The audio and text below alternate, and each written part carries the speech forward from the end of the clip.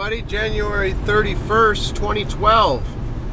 Got some exciting information posted on moneybagsworld.blogspot.com, on my blog silverseek.com. Today had their third virtual silver conference, and there were 4 speakers: Eric Sprott, James Turk, Julian Phillips, and David Morgan. All 4 of them, the commentary from their speeches are on the blog. You can go check out the transcript for all 4 of them. Now, this was a live event online today that you could register and watch. Some of you may have seen it. You could leave a comment about how it was.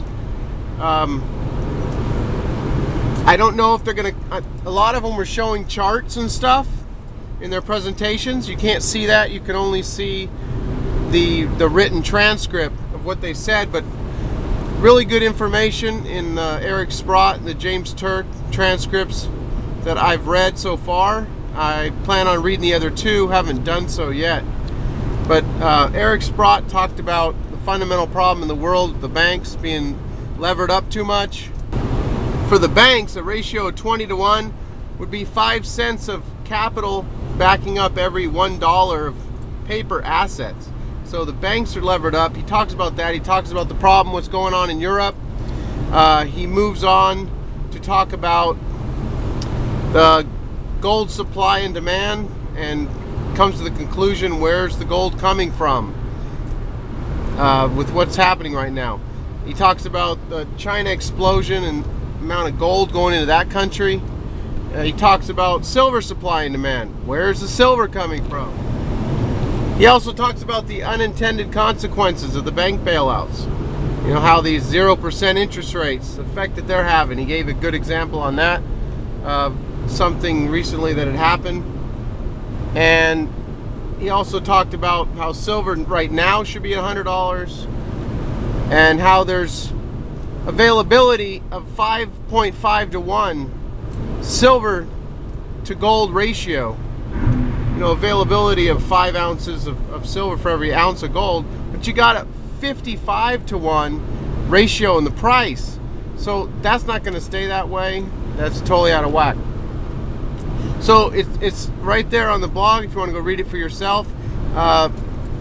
James Turk, going through that, he talks a lot about the dollar, what's happened to the dollar since 1971, and he does an interesting bit on trying to really explain how silver and gold are not investments, how, you know, you shouldn't be looking at them as investments. They're preservation of wealth tools to preserve your wealth.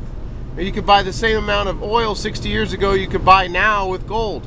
It just maintained its value over time. You probably heard the story of the 1 ounce silver coin buying a man a toga and belt and sandals back in Roman times, and then in the 1920s buying a man a suit, leather shoes, leather belt, and now same thing. The value of the gold now, buy you a really nice suit, nice Italian shoes, and a nice leather belt. So maintaining its value throughout time. He does good explanation on that. He also says, you know, when gold and silver going up, it's a transfer of wealth out of the fiat paper holders into the real money holders. You know, it's going from the fake monopoly money, it's being transferred over to the real money. That's what we're seeing, and that's what we're going to continue to see. He goes on to talk about hyperinflation and how, you know, the government's inability to stop the spending is just going to keep forcing that on up. They're not doing what they need to do to stop that from happening, and he goes on to explain that. So really good information. You know, I learned a lot myself. A lot of this stuff I'd heard before, but I hadn't quite heard it put this way per se. And an update on the challenge I have for myself, keep holding myself accountable.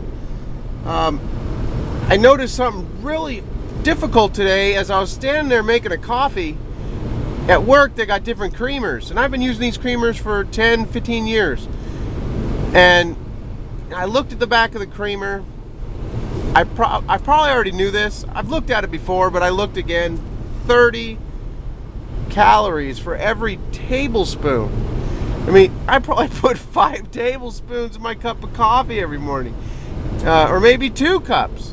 So I made the tough choice and the decision to grab the fat-free milk, pour a little bit of that in. That's what I'm going to continue to do now. For me, this is about making smarter choices, doing the right thing. I was going to go home, walk Maggie again. I don't think I'm going to do that tonight. Tomorrow, I'm going to have to do it. I just got to do it. I have a photo of the lunch. I said, you know what? That rice there, that's not going to work. Give me a salad along with the stir fry, you know, beef vegetable stir fry. Have a salad instead of the rice.